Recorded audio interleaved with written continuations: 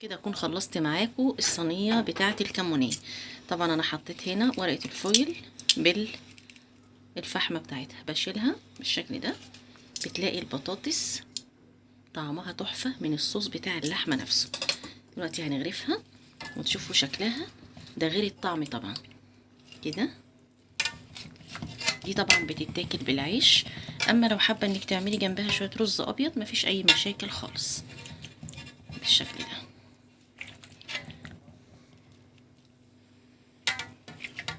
صدقوني لو جربتوها مش هتندموا، هتعملوها كل مرة.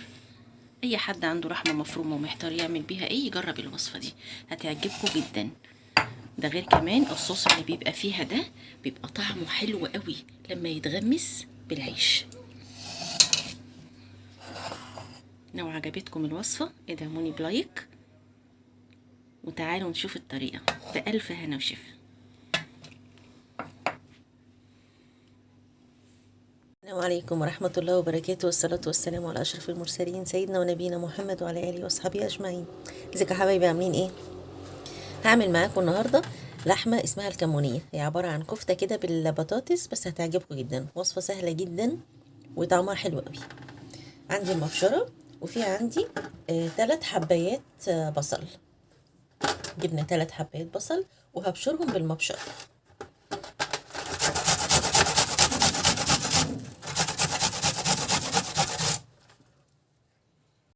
عندي هنا خلصت مقدار الكفتة.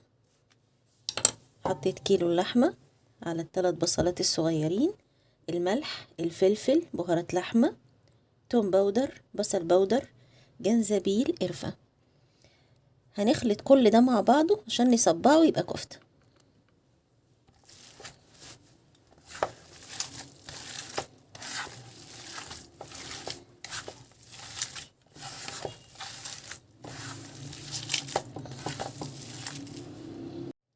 كده بعد ما دمجنا اللحمة كلها بالشكل ده مع المقادير اللي قلتلكوا عليها، جبت معلقة خشب وابتدي اصبع عليها الكفتة كده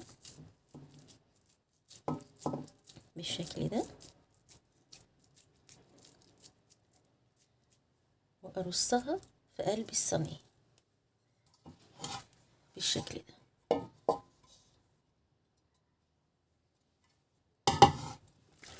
هعمل معاكم كمان واحد كده،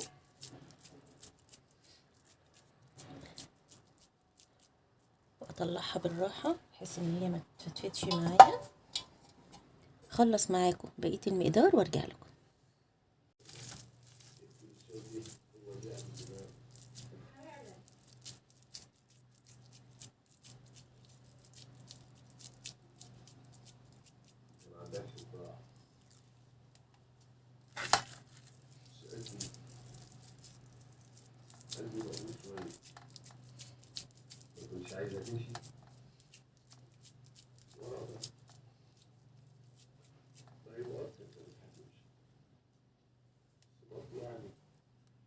كده اكون خلصت المقدار بتاعي كله وحطيته في قلب الصينيه بالشكل ده. حطيت عليها معلقه زبده، وهحط عليها شويه ميه في الجنب كده، شويه ميه بسيطه لحد بس الكفته ما تنزل سنه الميه اللي فيها، وهغطي عليها باي غطا لحد ما تستوي. هنا المرحله التانية هعمل فيها البطاطس الصوابع. عندي البطاطس الصوابع مش هعملها رفيعة زي الفارم فريتس كده او البطاطس اللي احنا بناكلها العادية، لا هحاول اعملها تخينة شوية عشان هيبقى فيه صوص مع اللحمة المفرومة هتدخل في قلب الصوابع بتاعة البطاطس اللي هي بالشكل ده. بتكون تخينة شوية، مش بتكون خفيفة او رفيعة كده. هنقطع بقية البطاطس عشان نقليها في الزيت. زي ما قلت لكم لازم تبقى تخينة شوية بالشكل ده. اوكي،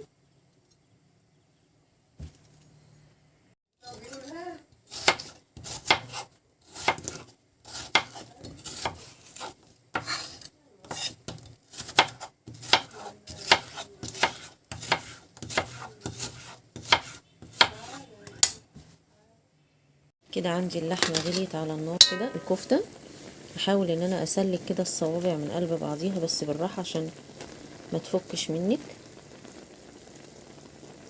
بالشكل ده، واشوفها استوت ولا لا. اول ما تستوي هطفي عليها وادخل في المرحله التانية على طول بتاعه البطاطس. حطينا طاسه على النار علشان خاطر نقلي فيها البطاطس بالشكل ده. هجيب البطاطس كده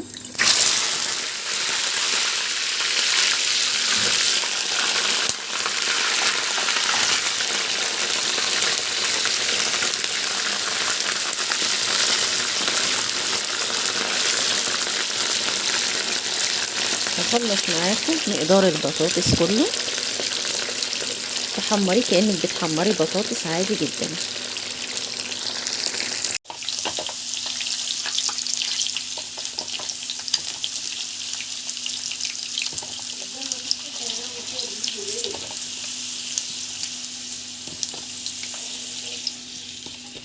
طبعا عندي هنا خلاص عملت الكفتة واستوت، وعندي هنا البطاطس حمرتها وركنتها على جنب. عندي هنا حطيت معلقة زبدة على النار وحطيت فيها فصين ثوم بالشكل ده. خدي بالك من الطريقة دي وخدي بالك انا عملت ايه عشان تعملي الطريقة بالظبط. حطيت فصين الثوم في معلقة الزبدة الكبيرة. تمام. هنحط على التومة دي معلقة كبيرة كده من الكمون المطحون. الكمون ده هو اللي بيخلي طعم الوصفة دي حلوة قوي. الريحة بتاعت الكمون طلعت اهي، هتشمي ريحة تحفة.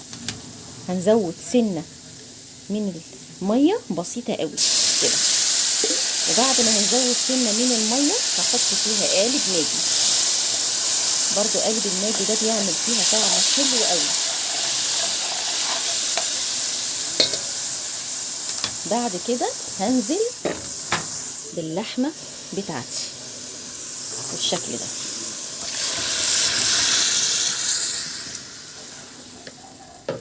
بعد ما انزل باللحمة بتاعتي في قلب الصوص الحلو الجميل اللي انا عملته ده، اخليها بس تغلي غلوة واحدة، يعني يا دوبك بس كده تغلي علشان خاطر اللحمة تشرب من الصوص الاول. وطبعا هتدوقي الحدق بتاعك، لو لقيتي الصوص عايز ملح بتحطي ملح، مش عايز ملح خلاص. بس مسافة ما يغلي غلوة هقول لكم نعمل ايه.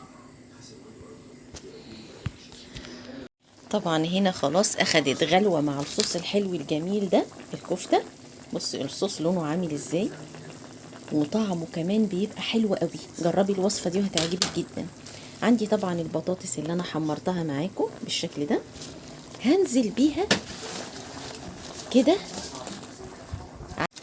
هنا بعد الكفتة ما اخدت غلوة بالشكل ده مع الصوص كده، اول ما لقيتها غليت مع الصوص كده نزلت بالبطاطس بتاعتي المحمرة كده، حطيتها كلها على الوش وما حاولش ان انا اقلب، اخليها بس على وش الكفتة بالشكل ده، واغطي عليها لمدة دقيقة وهي بتغلي كده. اغطي الغطا بتاع الحلة او بتاع الصينية لمدة دقيقة بس وهطفي عليها. هنا طبعا خلاص اخدت غلوة مع الصوص الحلو الجميل ده، وشوفوا البطاطس اخدت الصوص وطعمها تحفة. بتمنى ان انتوا تجربوها ومش هتندموا والله. طبعا في المرحلة دي انا هجيب ورقة من ورقة فويل واحط فيها حتة فحم بسيطة كده علشان احط عليها زيت واغطي على طول.